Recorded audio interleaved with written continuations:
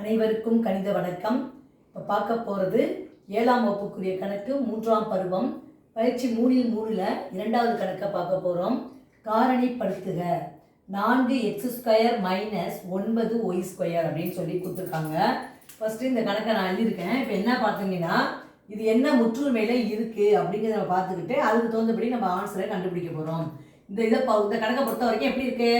x² - y² இருக்குது. அதாவது இந்த முற்றுமை என்ன வரும் அப்படின்னு பார்த்தீங்கன்னா a² - b² = a + b × a - b. இந்த முற்றுமையை பயன்படுத்தி இந்த கணக்கை நம்ம காரணிப்படுத்தி எழுத போகிறோம்.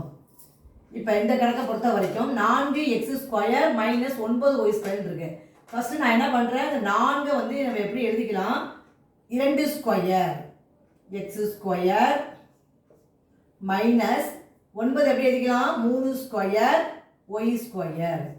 அடுத்த ஸ்டெப் நான் எப்படி எழுதுறேன் பாருங்க, இந்த 2x அப்படியே போட்டுக்கிறேன், the whole square minus 3y போட்டு the whole square.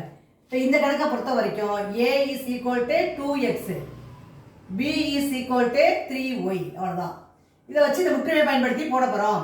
ஃபார்முலா என்ன வருது, a + b. அதாவது ஆன்சர் எப்படி எழுதுவோம், 2x + 3y into a - b, 2x - 3y. இந்த கணக்குக்குரிய விடை என்ன கிடைச்சிருக்கு, 4x² - 9y² is equal to 2x + 3y into 2x - 3y. புரிஞ்சுங்களா?